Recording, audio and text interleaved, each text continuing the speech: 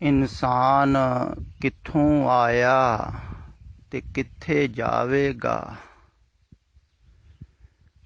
ਸਾਨੂੰ ਕੁਝ ਸਮਝ ਨਹੀਂ ਆਇਆ।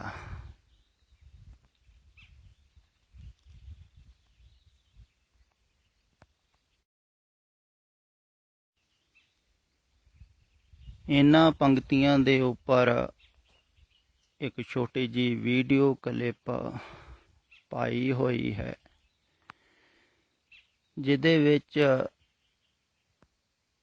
ਦੂਰਬੀਨ ਦੇ ਨਾਲ ਦੂਰ ਤੋਂ ਦੂਰ ਜਿੱਥੋਂ ਤੱਕ ਦੇਖਿਆ ਜਾ ਸਕਦਾ ਹੈ ਬ੍ਰਹਿਮੰਡ ਨੂੰ ਦਿਖਾਇਆ ਹੈ,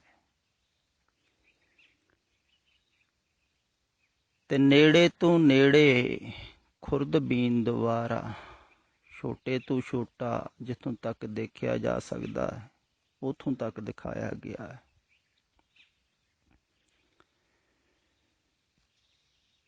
ਪਰ ਇਹਨੂੰ ਦੇਖ ਕੇ ਸਮਝ ਥੋੜ੍ਹੀ ਆਵੇਗਾ ਵੀ ਅਸੀਂ ਕਿੱਥੋਂ ਆਏ ਹਾਂ ਤੇ ਕਿੱਥੇ ਜਾਣਾ।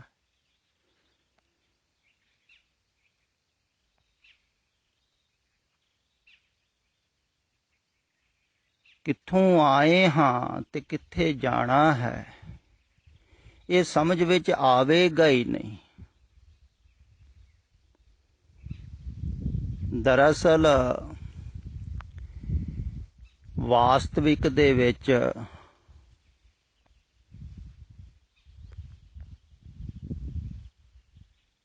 ਜੋ ਬੁੱਧੀ ਤੋਂ ਪਰੇ ਹੈ ਨਾ, ਸਮਝ ਤੋਂ ਪਰੇ ਹੈ, ਉਹ ਸਮਝ ਵਿੱਚ ਆਵੇਗਾ ਹੀ ਨਹੀਂ। ਕਿਵੇਂ ਆਵੇਗਾ?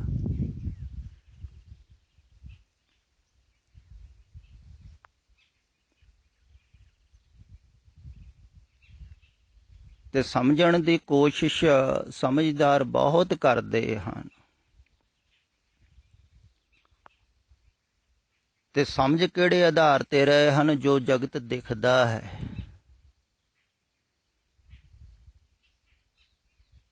ਉਹਨੂੰ ਖਿਆਲ ਵਿੱਚ ਰੱਖ ਕੇ ਸੋਚਦੇ ਹਨ, ਸਮਝਦੇ ਹਨ, ਰਿਸਰਚ ਕਰਦੇ ਹਨ, ਸਮਝਣ ਦੀ ਕੋਸ਼ਿਸ਼ ਕਰਦੇ ਹਨ ਵੀ ਆਦਮੀ ਕਿੱਥੋਂ ਆਇਆ ਹੈ ਤੇ ਕਿੱਥੇ ਜਾਣਾ ਹੈ। ਤੇ ਲਹਿਦਾ ਲਹਿਦਾ ਸਮਝ ਦੁਆਰਾ ਲੋਕ ਦੱਸਦੇ ਵੀ ਹਨ। ਕਈ ਵੀਡੀਓ ਆਡੀਓ ਰਿਕਾਰਡਿੰਗਾਂ ਪਾ ਕੇ ਦੱਸਦੇ ਹਨ, ਆਦਮੀ ਇੱਥੋਂ ਆਉਂਦਾ ਹੈ, ਇੱਥੇ ਜਾਂਦਾ ਹੈ। ਕਈਆਂ ਨੇ ਨਕਸ਼ੇ ਬਣਾਏ ਹੋਏ ਆ ਤੇ ਆਪਣੇ ਆਪਣੇ ਖਿਆਲ ਮੁਤਾਬਕ।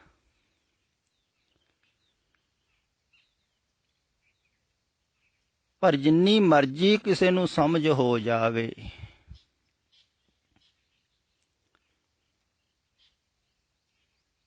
ਫਿਰ ਵੀ ਜੋ ਸਮਝ ਤੋਂ ਪਾਰ ਹੈ ਨਾ,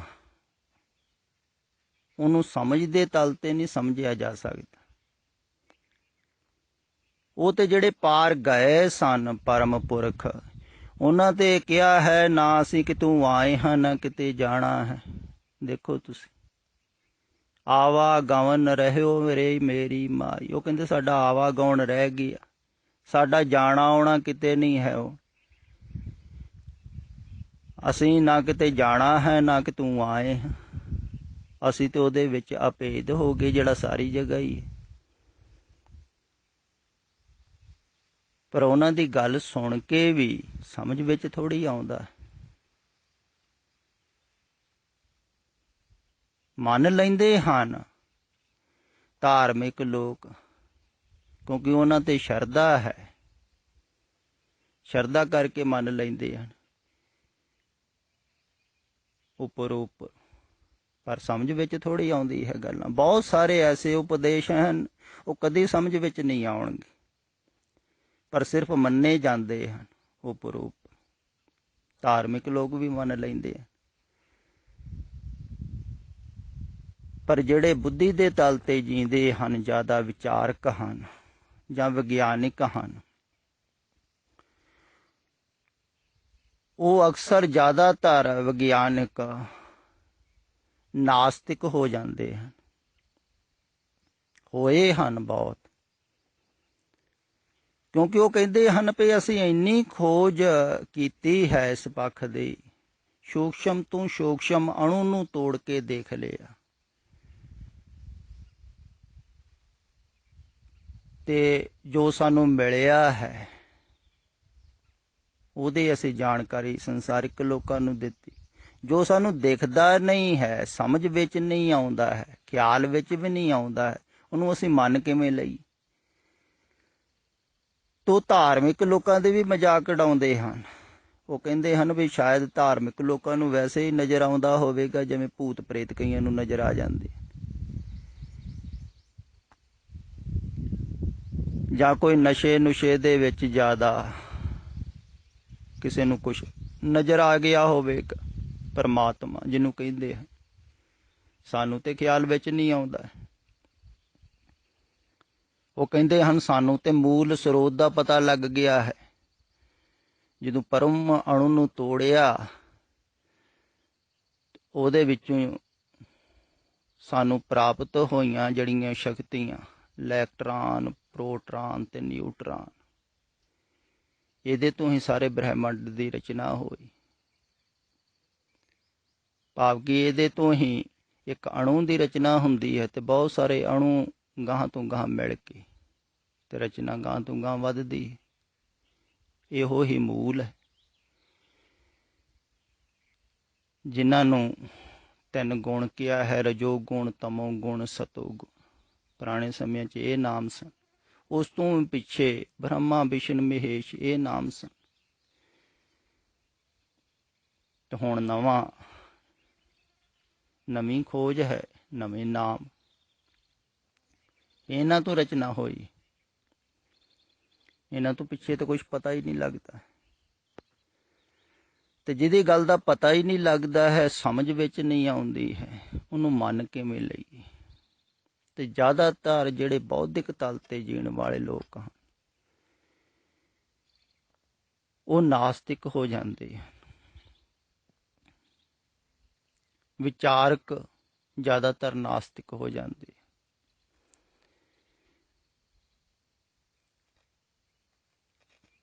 ਕਿਉਂਕਿ ਬੁੱਧੀ ਦੇ ਤਲ ਤੇ ਉਹ ਸਮਝ ਵਿੱਚ ਆਉਂਦਾ ਹੀ ਨਹੀਂ ਹੈ।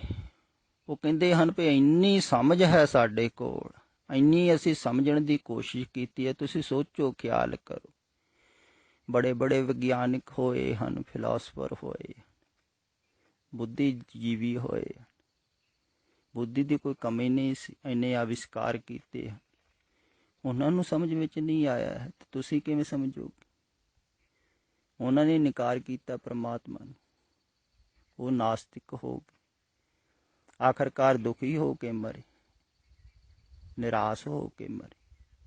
ਉਹਨਾਂ ਦੀ ਪਕੜ ਵਿੱਚ ਨਹੀਂ ਆਇਆ, ਸਮਝ ਵਿੱਚ ਨਹੀਂ ਆਇਆ, ਤੇ ਸਮਝ ਵਿੱਚ ਆ ਨਹੀਂ ਨਾ ਸਕਦਾ,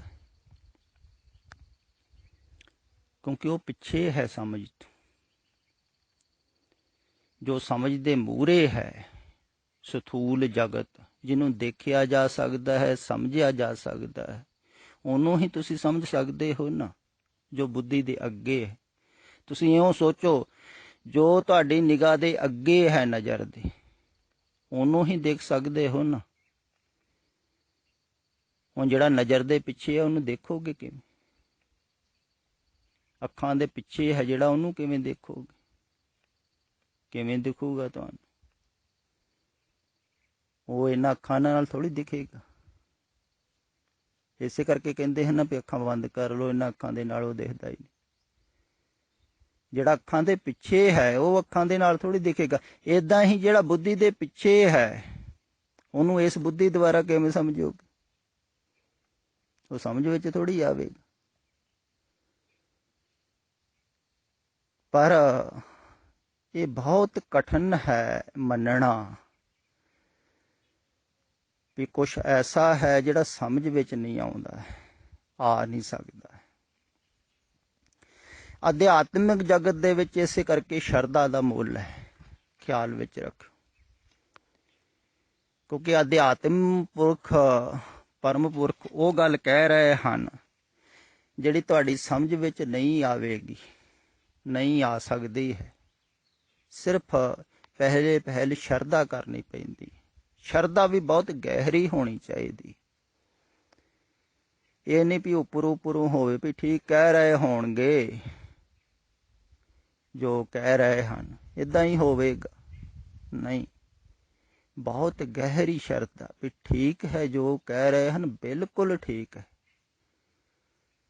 ਪੂਰਨ ਸ਼ਰਧਾ। ਤਾਂ ਇਸ ਅਧਿਆਤਮ ਮਾਰਗ ਤੇ ਕੋਈ ਚੱਲਦਾ ਹੈ, ਸ਼ਰਧਾ ਦਾ ਹੀ ਮੁੱਲ ਹੈ। ਕਿਉਂਕਿ ਪਹਿਲਾਂ ਪਹਿਲ ਦਿਖਦਾ ਤੇ ਹੈ ਨਹੀਂ, ਨਾ ਹੀ ਸਮਝ ਵਿੱਚ ਆਵੇਗਾ, ਨਾ ਪਕੜ ਵਿੱਚ ਆਵੇਗਾ। ਪਰ ਜਿਹੜਾ ਤਰਕਸ਼ੀਲ ਆਦਮੀ ਹੈ ਉਹ ਕਦੇ ਸ਼ਰਧਾ ਨਹੀਂ ਕਰਦਾ ਹੈ। ਉਹ ਕਹਿੰਦਾ ਜਿੰਨਾ ਚਿਰ ਮੇਰੀ ਤਰਕ 'ਚ ਨਹੀਂ ਬੈਠਦਾ ਹੈ, ਸਮਝ ਵਿੱਚ ਨਹੀਂ ਆਉਂਦਾ ਹੈ, ਜਾਂ ਤੇ ਦਿਖਾਓ ਜਿਹਦੇ ਬਾਰੇ ਗੱਲ ਕਰ ਰਹੇ ਹੋ, ਜਾਂ ਮੈਨੂੰ ਸਮਝਾਓ ਮੇਰੀ ਸਮਝ ਵਿੱਚ ਬੈਠੇ, ਤੇ ਤਾਂ ਮੈਂ ਮੰਨਦਾ। ਇਹੋ ਹੀ ਕਾਰਨ ਹੈ ਜਾਦੀ ਬੁੱਧੀ ਦੇ ਤਲ ਤੇ ਜੀਣ ਵਾਲੇ ਲੋਕ, ਤਰਕਸ਼ੀਲ ਲੋਕ ਕਦੀ ਅਧਿਆਤਮ ਮਾਰਗ ਤੇ ਨਹੀਂ ਚੱਲਦੇ ਹਨ। ਜਿੰਨਾ ਚਿਰ ਬੁੱਧੀ ਨੂੰ ਨਾ ਛੱਡਣਗੇ, ਉਹਨਾਂ ਵਾਸਤੇ ਬੁੱਧੀ ਹੀ ਅੜਿੱਕਾ ਬਣ ਜਾਂਦੀ। ਇਹੋ ਹੀ ਕਾਰਨ ਸੀ ਪੁਰਾਣੇ ਸਮਿਆਂ 'ਚ ਪੰਡਤ, ਵਿਦਵਾਨ, ਫਿਲਾਸਫਰ, ਉਹਨਾਂ ਨੂੰ ਕਿਹਾ ਸੀ ਨਾ ਤੁਸੀਂ ਆਪ ਤੇ ਡੁੱਬ ਰਹੇ ਹੋ ਸਮਝ ਕੇ, ਦੂਸਰਿਆਂ ਨੂੰ ਵੀ ਡੁੱਬ ਰਹੇ ਹੋ। ਭਾਵ ਕਿ ਉਹ ਗੱਲ ਸਮਝ ਵਿੱਚ ਆਉਂਦੀ ਨਹੀਂ ਹੈ। ਹੁਣ ਜਿਹੜੀ ਗੱਲ ਸਮਝ ਵਿੱਚ ਹੀ ਨਹੀਂ ਆਉਂਦੀ ਹੈ, ਉਹਨੂੰ ਸਮਝੋਗੇ ਕਿਵੇਂ? ਤੇ ਉਹਨਾਂ ਨੂੰ ਇਹੋ ਹੀ ਕਿਹਾ ਜਾਂਦਾ ਸੀ ਵਾਰ-ਵਾਰ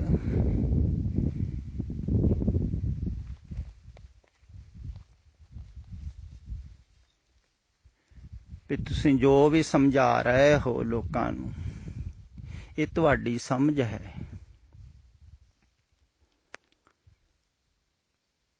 ਤੇ ਆਪਣੀ ਸਮਝ ਦੁਆਰਾ ਤੁਸੀਂ ਜੋ ਸਮਝਾ ਰਹੇ ਹੋ ਉਹ ਵਾਸਤਵਿਕ ਨਹੀਂ ਹੈ।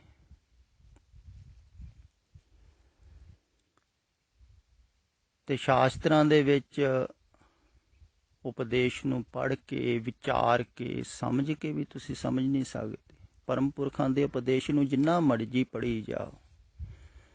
ਹੁਣ ਬਾਬੇ ਨਾਨਕ ਦੇ ਉਪਦੇਸ਼ ਨੂੰ ਮੈਂ ਬਹੁਤ ਵਾਰਾਂ ਕਿਹਾ ਵੀ ਹੈ, ਤੁਸੀਂ ਬਹੁਤ ਗਹਿਰਾਈ ਨਾਲ ਸਮਝਣ ਦੀ ਕੋਸ਼ਿਸ਼ ਕਰੋ, ਫਿਰ ਵੀ ਪੂਰੀ ਤਰ੍ਹਾਂ ਪਕੜ ਵਿੱਚ ਨਹੀਂ ਆਵੇਗਾ।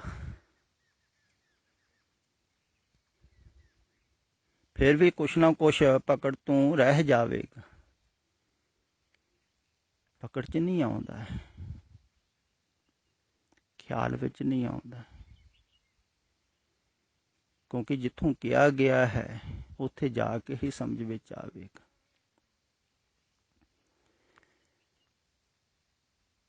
ਤੇ ਇਹ ਤੁਸੀਂ ਕਿਹਾ ਹੈ ਨਾ ਵੀ ਅਸੀਂ ਕਿੱਥੋਂ ਆਏ ਹਾਂ, ਕਿੱਥੇ ਜਾਣਾ ਹੈ, ਕੁਝ ਸਮਝ ਨਹੀਂ ਆਇਆ।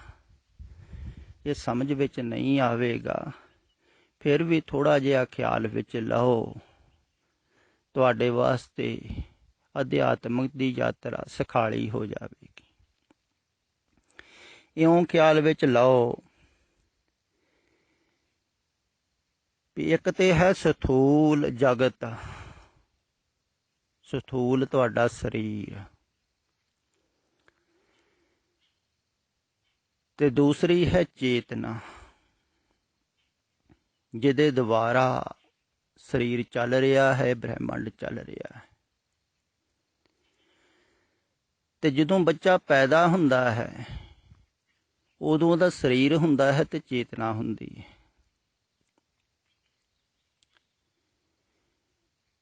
ਫਿਰ ਸਰੀਰ ਦੇ ਅਧਿਆਸ ਨਾਲ, ਸਰੀਰ ਦੇ ਖਿਆਲ ਦੁਆਰਾ ਉਹਦੇ ਅੰਦਰ ਮਨ ਪੈਦਾ ਹੁੰਦਾ ਹੈ।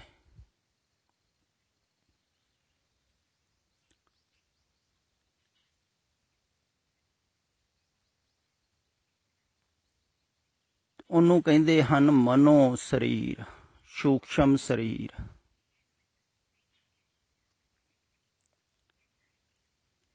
ਇੱਕ ਤੇ ਸਥੂਲ ਸਰੀਰ ਹੈ, ਦੂਸਰਾ ਸਰੀਰ ਹੈ ਜਿਹੜਾ ਮਨ ਦੁਆਰਾ ਪੈਦਾ ਹੁੰਦਾ ਹੈ, ਸੂਖਸ਼ਮ ਸਰੀਰ ਕਹਿ ਲਈ। ਉਹਦੇ ਨਾਮ ਬਹੁਤ ਦਿੱਤੇ ਗਏ ਹਨ, ਕੋਈ ਕਿਸੇ ਢੰਗ ਨਾਲ ਦਿੰਦਾ ਹੈ, ਕੋਈ ਕਿਸੇ ਢੰਗ ਨਾਲ ਦਿੰਦਾ ਹੈ। ਮਨੋ ਸਰੀਰ ਕਹਿ ਦਿੰਦੇ ਹਨ, ਕੋਈ ਸੂਖਸ਼ਮ ਸਰੀਰ ਕਹਿ ਦਿੰਦੇ ਹਨ। ਤੋ ਸੂਖਸ਼ਮ ਸਰੀਰ ਪੈਦਾ ਹੁੰਦਾ ਹੈ ਮੈਂ ਦੇ ਭਾਵ ਦੁਆਰਾ। ਇੱਕ ਤਾਂ ਤੁਸੀਂ ਮੰਨਦੇ ਹੋ ਮੈਂ ਸਰੀਰ ਹਾਂ, ਦੂਸਰਾ ਤੁਸੀਂ ਮੰਨਦੇ ਹੋ ਮੈਂ ਹਾਂ ਸਰੀਰ ਦੇ ਅੰਦਰ। ਉਹ ਵਿਚਾਰ ਧਾਰਾ ਕਰਕੇ, ਉਹ ਖਿਆਲ ਕਰਕੇ, ਉਹ ਸੋਚ ਕੇ, ਤੁਸੀਂ ਕਲਪਨਾ ਕਰ ਕਰਕੇ ਇੱਕ ਸੂਖਸ਼ਮ ਸਰੀਰ ਬਣਾ ਲੈਂਦੇ ਹੋ। ਮੈਂ ਦਾ ਸਰੀਰ, ਅਹੰ ਭਾਵ ਦਾ ਸਰੀਰ ਕਹਿ ਲਈਏ ਆਪ, ਮਨੋ ਸਰੀਰ, ਸੂਖਸ਼ਮ ਸਰੀਰ। ਹੁਣ ਜਿਹੜਾ ਸਥੂਲ ਸਰੀਰ ਹੈ, ਜਦੋਂ ਯਾਤਰਾ ਪੂਰੀ ਹੋ ਜਾਵੇਗੀ ਸਥੂਲ ਸਰੀਰ ਦੀ, ਜਿਵੇਂ ਕਹਿ ਲਈਏ ਆਪਾਂ ਵੀ ਜਿੰਨਾ ਚਿਰ ਇਹ ਜੀ ਸਕਦਾ ਹੈ, ਜਿੰਨੀ ਕਿ ਇਹਦੇ 'ਚ ਊਰਜਾ ਹੈ ਸਥੂਲ ਸਰੀਰ ਦੇ ਵਿੱਚ, ਉਹਨਾਂ ਕੀ ਜੀਵੇਗਾ। ਤੋ ਉਸ ਤੋਂ ਬਾਅਦ ਜਿੱਥੋਂ ਪੈਦਾ ਹੋਇਆ ਹੈ ਉੱਥੇ ਹੀ ਵਾਪਸ ਲੀਨ ਹੋ ਜਾਵੇਗਾ। ਧਰਤੀ ਤੋਂ ਪੈਦਾ ਹੋਇਆ, ਧਰਤੀ ਦੀ ਹੀ ਅੰਸ਼ ਹੈ ਇਹ ਸਥੂਲ ਸਰੀਰ। मट्टी दा ही पुतला है, माटी को पूतरा कैसे नचते। तेदी यात्रा पूरी होगी ते वापस उत्थे ही समावेगा, धरती जी मिट्टी हो जावेगा। पर जिहड़ा सूक्ष्म शरीर तुसी बनाया होया है मनो शरीर, ਉਹਦੇ अंदर वासना रह जाती है। ਸਥੂਲ ਸਰੀਰ ਨੂੰ ਪਕੜ ਕੇ, ਹੁਣ ਸਰੂਰ ਸਰੀਰ ਤੇ ਛੁੱਟ ਗਿਆ, ਪਰ ਜਿਹੜੀ ਉਹ ਪਕੜ ਹੈ ਵਾਸ਼ਨਾ ਦੀ ਉਹ ਰਹੇਗੀ। ਉਹ ਸੂਖਸ਼ਮ ਸਰੀਰ ਧਾਰਨ ਕਰਕੇ ਤੇ ਫਿਰ ਅੱਗੇ ਯਾਤਰਾ ਕਰਦੀ।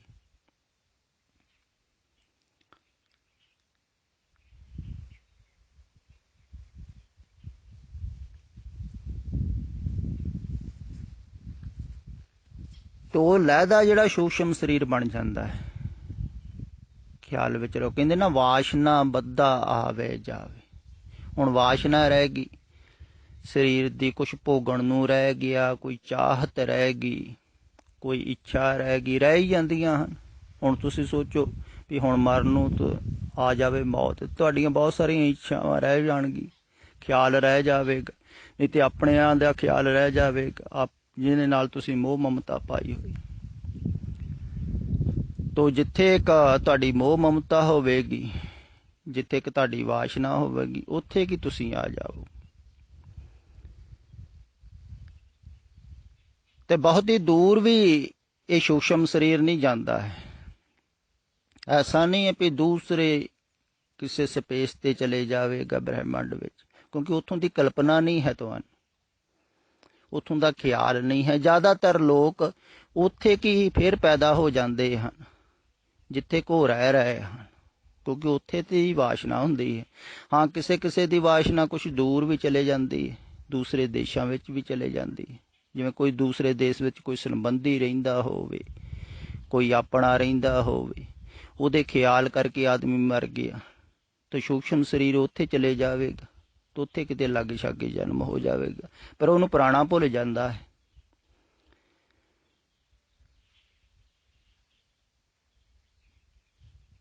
ਤੇ ਜ਼ਿਆਦਾਤਰ ਇਸੇ ਹੀ ਧਰਤੀ ਤੇ ਉਹ ਘੁੰਮਦਾ ਰਹਿੰਦਾ ਹੈ ਸੂਖਸ਼ਮ ਸਰੀਰ। ਕਈਆਂ ਦੀ ਵਾਸ਼ਨਾ ਦੂਸਰੇ ਦੇਸ਼ ਰਹਿਣ ਦੀ ਹੁੰਦੀ ਹੈ, ਵੀ ਉੱਥੇ ਰਹਿਣਾ ਸੀ, ਉੱਥੇ ਜਾਣਾ ਸੀ, ਉੱਥੇ ਬੜਾ ਮਜ਼ਾ ਸੀ, ਕੁਛ ਭੋਗਣਾ ਸੀ, ਕੁਛ ਕਰਨਾ ਸੀ, ਤਾਂ ਆਦਮੀ ਪਹੁੰਚ ਜਾਂਦਾ। ਫਿਰ ਸੂਖਸ਼ਮ ਸਰੀਰ ਨੂੰ ਕੋਈ ਦੂਰੀ ਨਹੀਂ ਹੈ ਦੂਸਰੇ ਦੇਸ਼ ਜਾਣ ਵਾਸਤੇ, ਉਹ ਤਾਂ ਖਿਆਲ ਹੀ ਹੈ। ਤੁਸੀਂ ਖਿਆਲ ਕਰੋਗੇ ਤਾਂ ਉੱਥੇ ਪਹੁੰਚ ਗਏ।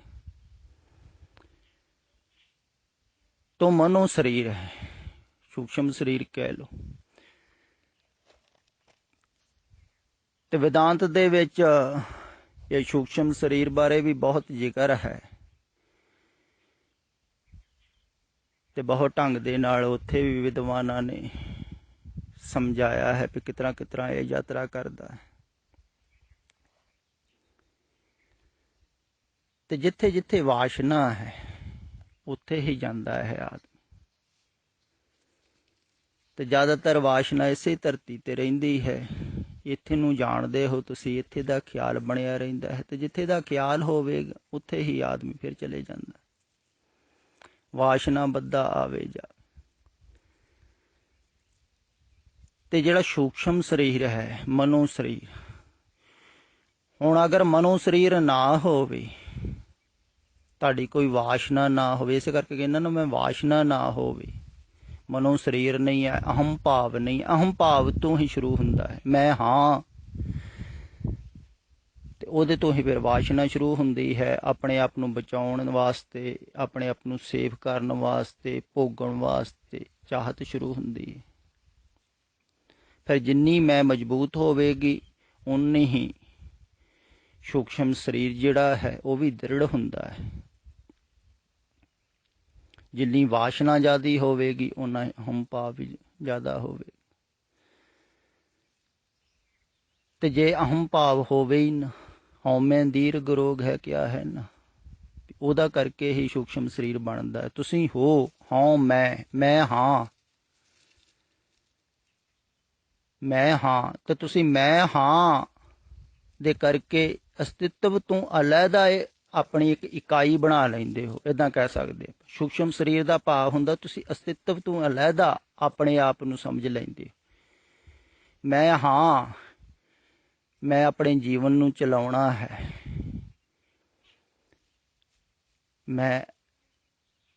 ਮੇਰਾ ਕਰਤੱਵ ਹੈ, ਮੈਂ ਕੁਛ ਕਰਨਾ ਹੈ, ਮੈਂ ਕੁਛ ਪਾਉਣਾ ਹੈ, ਮੈਂ ਕੁਛ ਹੋਣਾ ਹੈ।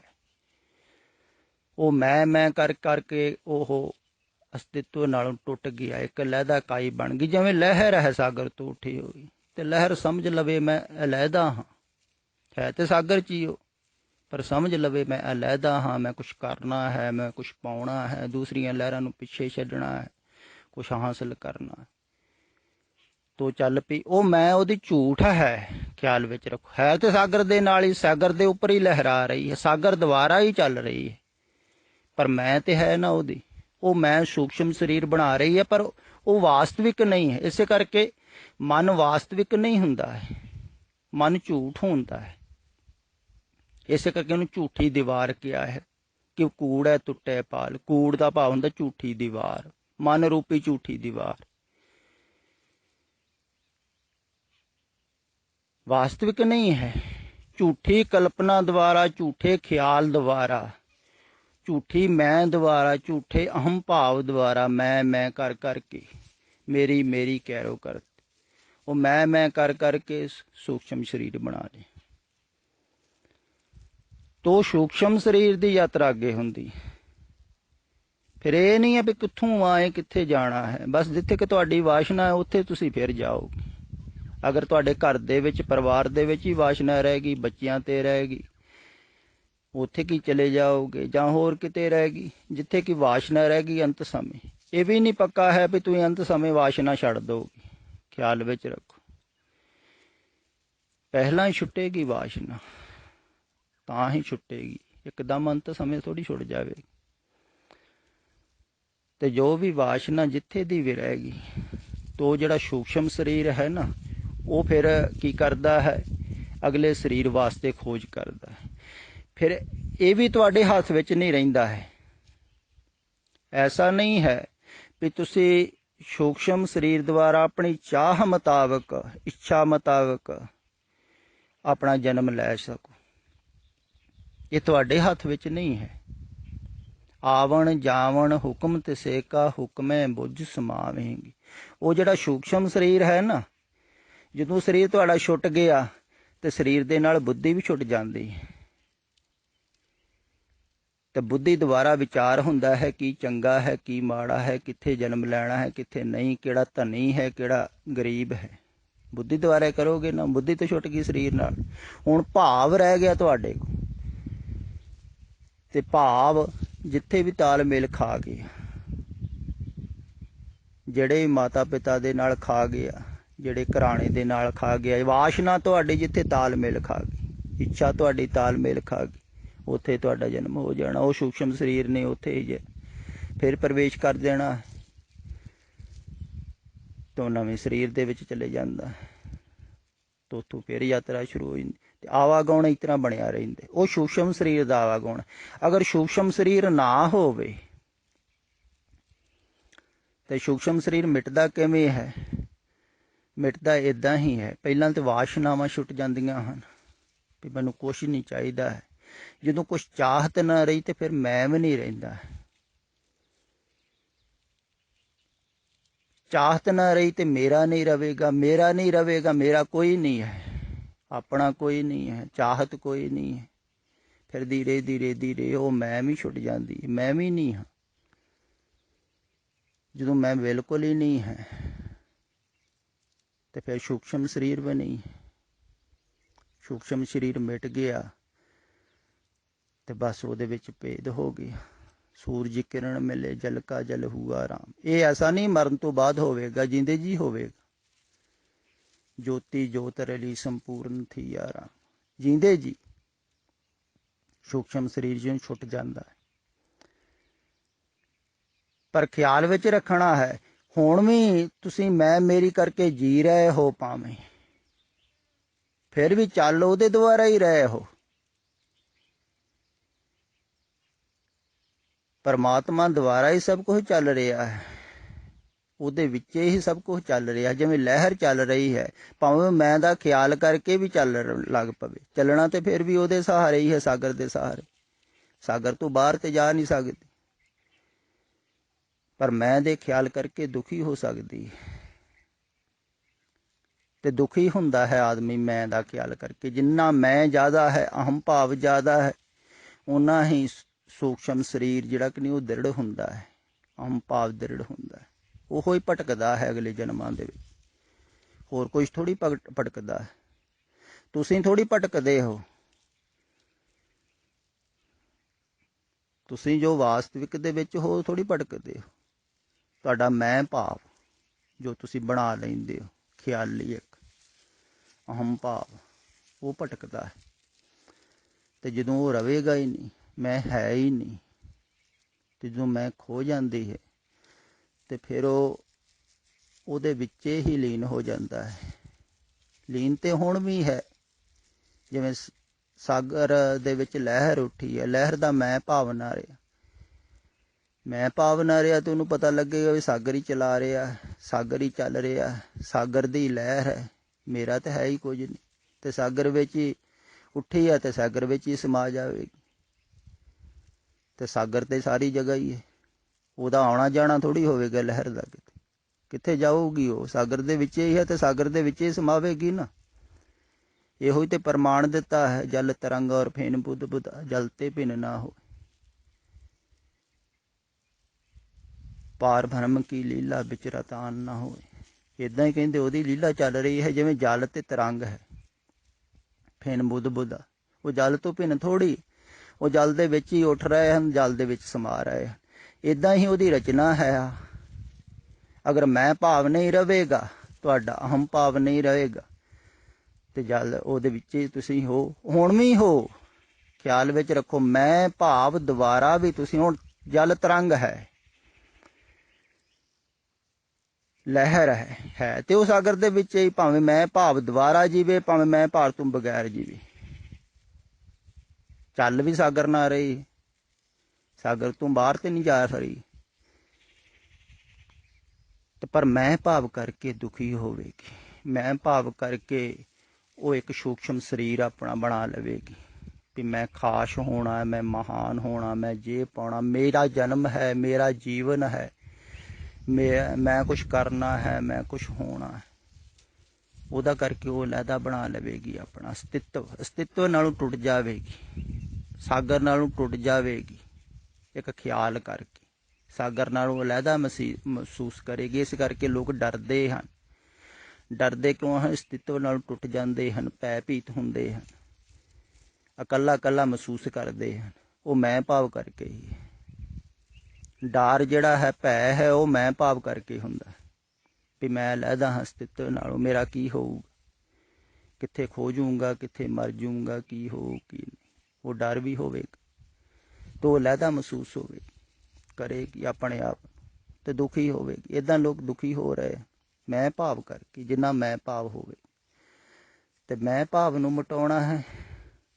ਤੇ ਮੈਂ ਭਾਵ ਜਿੱਥੋਂ ਪੈਦਾ ਹੋ ਰਿਹਾ ਹੈ, ਇਹ ਬਹੁਤ ਵਾਰ ਮੈਂ ਕਿਹਾ ਹੈ, ਤੁਸੀਂ ਖਿਆਲ ਕਰੋ। ਮੈਂ ਭਾਵ ਆਪਣਿਆਂ ਤੋਂ ਪੈਦਾ ਹੁੰਦਾ ਹੈ, ਮੇਰੇ ਹਨ, ਆਪਣੇ ਹਨ। ਕੁਛ ਚਾਹਤ ਹੈ, ਕੁਛ ਕਾਮਨਾ ਹੈ, ਕੋਈ ਇੱਛਾ ਹੈ, ਉਹਦੇ ਤੋਂ ਮੈਂ ਭਾਵ ਪੈਦਾ ਹੁੰਦਾ। ਤੇ ਪਹਿਲਾਂ ਬਾਹਰ ਜਿੱਥੋਂ ਪੈਦਾ ਹੁੰਦਾ ਹੈ ਉਹਨੂੰ ਛੱਡਣਾ ਹੈ, ਫਿਰ ਧੀਰੇ ਧੀਰੇ ਧੀਰੇ ਟੋਟਲੀ ਮੈਂ ਭਾਵ ਛੁੱਟ ਜਾਵੇਗਾ। ਸੂਖਸ਼ਮ ਸਰੀਰ ਛੁੱਟ ਗਿਆ। ਉਹਨੂੰ ਕਿਹਾ ਹੈ ਨਾ, ਜੀਵਤ ਮਰੀਏ ਪਾਉ ਜਲ ਤਰੀਏ, ਤਾਂ ਫਿਰ ਮਰਨ ਨਾ ਹੋਏ। ਕਹਿੰਦੇ ਜੀਂਦੇ ਜੀ ਮਰ ਜਾਣਾ, ਭਾਵ ਕਿ ਇੱਕ ਤਾਂ ਸਥੂਲ ਸਰੀਰ ਦਾ ਮਰਨਾ ਹੈ, ਇਹ ਤਾਂ ਕੋਈ ਔਖਾ ਨਹੀਂ ਹੈ। ਬਹੁਤੇ ਮਾਰ ਲੈਂਦੇ ਹਨ, ਆਤਮ ਹੱਤਿਆ ਕਰ ਲੈਂਦੇ, ਤੇ ਫਿਰ ਮਿਲ ਜਾਂਦਾ ਹੈ ਸਥੂਲ ਸਰੀਰ। ਪਰ ਸੂਖਸ਼ਮ ਸਰੀਰ ਦਾ ਮਰ ਜਾਣਾ ਸਦਾ ਵਾਸਤੇ ਹੀ ਮਰ ਜਾਣਾ ਹੈ, ਫਿਰ ਉਹਦੇ ਵਿੱਚ ਅਭੇਦ ਹੋ ਜਾਣਾ ਹੈ। ਤੇ ਸੂਖਸ਼ਮ ਸਰੀਰ ਦਾ ਮਰਨ ਹੈ ਬਹੁਤ ਕਠਿਨ, ਇਹ ਖਿਆਲ ਵਿੱਚ ਰੱਖੋ। ਜੀਂਦੇ ਜੀ ਮਰਨਾ, ਆਪ ਗਵਾਈਏ ਤਾਂ ਸਹੁ ਪਾਈ। ਸਥੂਲ ਸਰੀਰ ਦਾ ਮਰਨਾ ਫਿਰ ਸਖਾਲਾ ਹੈ। ਉੱਦਾਂ ਤੇ ਮਰਨ ਨੂੰ ਕੋਈ ਤਿਆਰ ਨਹੀਂ ਹੈ, ਫਿਰ ਵੀ ਕਈ ਆਤਮ ਹੱਤਿਆ ਕਰ ਲੈਂਦੇ। ਮਰਨਾ ਸਖਾਲਾ ਹੈ, ਫਿਰ ਅਗਲਾ ਜਨਮ ਮਿਲ ਜਾਂਦਾ ਹੈ, ਫਿਰ ਮਿਲ ਜੂਗਾ ਸਥੂਲ ਸਰੀਰ। ਪਰ ਸੂਖਸ਼ਮ ਸਰੀਰ ਦਾ ਮਰਨਾ ਟੋਟਲ ਯਾਤਰਾ ਦਾ ਖਤਮ ਹੋਣਾ ਹੈ। ਤੇ ਸੂਖਸ਼ਮ ਸਰੀਰ ਮਰ ਗਿਆ, ਮਨ ਮਰ ਗਿਆ ਕਹਿ ਲਈਏ। ਮਨ ਮਰਿਆ ਧਾਤ ਮਰ ਜਾਏ। ਧਾਤ ਦਾ ਮਤਲਬ ਦੌੜ, ਆਵਾਗਮਨ ਸਮਾਪਤ, ਦੌੜ ਸਮਾਪਤ, ਕਿਤੇ ਨਾ ਜਾਣਾ ਹੈ ਨਾ ਆਉਣਾ ਹੈ, ਖਤਮ ਹੋ ਗਈ। ਮਨ ਮਰੇ ਧਾਤ ਮਰ ਜਾਏ, ਬਿਨ ਮਨ ਮੂਏ ਕੈਸੇ ਹਰ ਪਾਏ। ਬਸ ਉਹ ਮਨ ਮਰ ਗਿਆ, ਸੂਖਸ਼ਮ ਸਰੀਰ ਮਰ ਗਿਆ। ਫਿਰ ਆਦਮੀ ਜਾਣਦਾ ਹੈ ਵੀ ਮੈਂ ਉਹਦੇ ਵਿੱਚ ਹੀ ਹਾਂ, ਉਹਦੇ ਨਾਲ ਹੀ ਹਾਂ, ਉਹ ਹੀ ਚਲਾ ਰਿਹਾ। ਦਰਅਸਲ ਉਹ ਉਹਦਾ ਹੀ ਰੂਪ ਹੋ ਜਾਂਦਾ, ਪਰਮਾਤਮਾ ਦਾ ਰੂਪ। ਹਰ ਕਾ ਸੇਵਕ ਹਰ ਹੀ ਜਇਆ, ਭੇਦ ਨਾ ਜਾਣੋ ਮਾਨਸ ਦਿਆ। ਸਿਰਫ ਸਰੀਰ ਹੈ ਦੇਖ ਰਿਹਾ ਤੁਹਾਨੂੰ ਬਾਹਰ, ਅੰਦਰੋਂ ਉਹ ਹੀ ਪਰਮਾਤਮਾ ਹੀ ਹੈ। ਉਹ ਇੱਕੋ ਹੀ ਹੋ ਜਾਂਦਾ ਹੈ ਉਹਦੇ ਨਾਲ।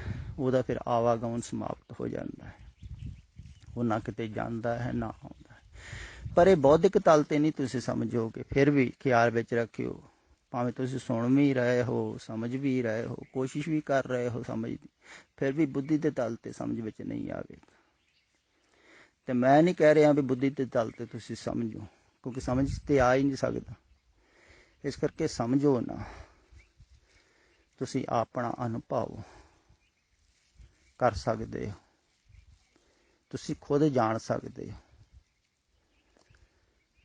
ਵੀ ਆਵਾਗਮਨ ਮਿਟ ਜਾਂਦਾ ਹੈ, ਤੁਹਾਡਾ ਵੀ ਮਿਟ ਸਕਦਾ ਹੈ। ਪਰ ਉਹ ਵਾਸ਼ਨਾ ਪਹਿਲਾਂ ਛੱਡਣੀਆਂ ਪੈਣਗੀ, ਸੰਸਾਰ ਦੀ ਚਾਹਤ ਛੱਡਣੀ ਪਵੇਗੀ, ਸੰਸਾਰ ਵੱਲੋਂ ਧਿਆਨ ਹਟਾਉਣਾ ਪਵੇਗਾ, ਆਪਣਿਆਂ ਵੱਲੋਂ ਧਿਆਨ ਹਟਾਉਣਾ ਪਵੇਗਾ। ਹਮਰਾ ਕੋ ਨਾਹੀ ਹਮ ਕਿਸੂ ਕੇ ਨਾਹੀ, ਜਿਨਿ ਰਚਨ ਰਚਾਇਆ ਤਿਸੁ ਹੀ ਮਾਹਿ ਸਮਾਹਿ। ਇਹ ਕਹਿਣਾ ਪਵੇਗਾ, ਟੋਟਲ ਸਭ ਕੁਝ ਛੱਡਣਾ ਪਵੇਗਾ ਸਥੂਲ ਜਗਤ ਦੇ ਵਿੱਚ, ਕਿਉਂਕਿ ਸਥੂਲ ਜਗਤ ਦੁਆਰਾ ਹੀ ਤੁਹਾਡੀ ਮੈਂ ਮਜ਼ਬੂਤ ਹੁੰਦੀ ਹੈ। ਖਿਆਲ ਵਿੱਚ ਰੱਖੋ, ਸਥੂਲ ਜਗਤ ਦੇ ਨਾਲ ਜੁੜ ਕੇ ਹੀ ਮੈਂ ਮਜ਼ਬੂਤ ਹੁੰਦੀ ਹੈ। ਸੂਖਸ਼ਮ ਸਰੀਰ ਬਣਦਾ ਹੈ, ਮਨ ਬਣਦਾ ਹੈ। ਜੇ ਸਥੂਲ ਜਗਤ ਦੇ ਵਿੱਚ ਧਿਆਨ ਨਾ ਰਹਿ ਗਿਆ ਤੇ ਫਿਰ ਮਨ ਦਾ ਮਿਟਣਾ ਸ਼ੁਰੂ ਹੋ ਜਾਂਦਾ ਹੈ, ਫਿਰ ਉਹ ਸੂਖਸ਼ਮ ਦੇ ਵਿੱਚ ਖੋਣਾ ਸ਼ੁਰੂ ਹੋ ਜਾਂਦਾ ਹੈ, ਉਹ ਅਦ੍ਰਿਸ਼ਟ ਦੇ ਵਿੱਚ ਲੀਨ ਹੋਣਾ ਸ਼ੁਰੂ ਹੋ ਜਾਂਦਾ ਹੈ। ਤੇ ਫਿਰ ਆਵਾਗਮਨ ਜਿਹੜਾ ਨਾ ਉਹ ਮਿਟ ਜਾਂਦਾ ਹੈ। ਨਾ ਕੋਈ ਜਾਂਦਾ ਹੈ, ਨਾ ਕਿਤੇ ਕੋਈ ਆਉਂਦਾ ਹੈ। ਕਿੰਨੇ ਜਾਣਾ ਹੈ, ਕਿੱਥੇ ਕੌਣ ਆਉਂਦਾ ਹੈ, ਉਹਦੇ ਵਿੱਚ ਸਭ ਖੇਲ ਚੱਲ ਰਿਹਾ ਹੈ। ਤੁਸੀਂ ਸਿਰਫ ਸੋਚ ਰਹੇ ਹੋ ਬਾਹਰ। ਤੇ ਬਹੁਤ ਸੋਚ ਕੇ ਇਹੋ ਜਿਹੀਆਂ ਫਿਲਮਾਂ ਰਿਕਾਰਡਿੰਗਾਂ ਬਣਾ ਕੇ ਪਾਈ ਜਾਂਦੇ ਹਨ। ਲੋਕ ਹੋਰ ਸੋਚੀ ਜਾਂਦੇ ਹਨ, ਕਈ ਸੋਚ ਵਿਚਾਰਾਂ 'ਚ ਹੀ ਪਏ ਰਹਿੰਦੇ। ਸੋਚ ਵਿਚਾਰ ਕਰਕੇ ਨਹੀਂ ਸਮਝੋਗੇ ਤੁਸੀਂ ਪਰਮ ਪੁਰਖਾਂ ਦੇ ਬਚਨਾਂ ਨੂੰ। ਇਹ ਗੱਲ ਲੜ ਪੱਲੇ ਬੰਨ ਲਓ। ਪਰਮਾਤਮਾ ਨੂੰ ਕਦੇ ਨਹੀਂ ਸਮਝਿਆ ਜਾ ਸਕਦਾ ਬੁੱਧੀ ਨਾਲ। ਇਹ ਅਗਰ ਤੁਹਾਡੇ ਗਹਿਰੇ ਤਲ 'ਤੇ ਬੈਠ ਜਾਵੇ ਤੇ ਤੁਸੀਂ ਸਮਝਦਾਰੀ ਨੂੰ ਛੱਡੋਗੇ, ਤੇ ਸਮਝਦਾਰੀ ਨੂੰ ਛੱਡ ਕੇ ਤੇ ਜੋ ਉਹਨਾਂ ਨੇ ਕਿਹਾ ਹੈ ਨਾ ਉਹ ਕਰੋਗੇ। ਤੇ ਜਿਹੜਾ ਸਮਝਦਾਰ ਹੈ ਉਹ ਕਰਦਾ ਨਹੀਂ ਹੈ, ਉਹ ਸਮਝਦਾ ਹੈ, ਸੋਚਦਾ ਹੈ, ਵਿਚਾਰਦਾ ਹੈ, ਪਰ ਵਿਚਾਰ ਦੇ ਤਲ 'ਤੇ ਉਲਝ ਜਾਂਦਾ ਹੈ। ਬਹੁਤ ਸਾਰੇ ਪ੍ਰਚਾਰਕ ਵਿਚਾਰਕ ਵਿਚਾਰਾਂ ਦੇ ਤਲ ਤੇ ਉਲਝ ਜਾਂਦੇ ਹਨ।